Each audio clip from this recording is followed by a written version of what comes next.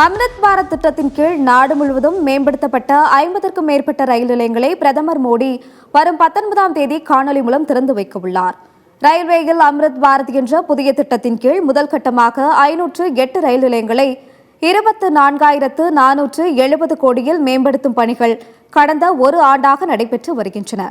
அதன்படி தெற்கு ரயில்வேயில் சென்னை கடற்கரை, பூங்கா, மாம்பலம், கிண்டி, பரங்கிமலை, கூடுவாஞ்சேரி, செங்கல்பட்டு, பெரம்பூர், அம்பத்தூர், திருவள்ளூர், அரக்கோணம், திருத்தணி, ஜோலார்பேட்டை, கும்மிடிப்பூண்டி, சூலூர்பேட்டை, திரிசூலம், குரோம்பேட்டை உட்பட 40க்கும் மேற்பட்ட ரயில் நிலையங்களில் மேம்பாட்டு பணிகள் நடைபெறுகின்றன.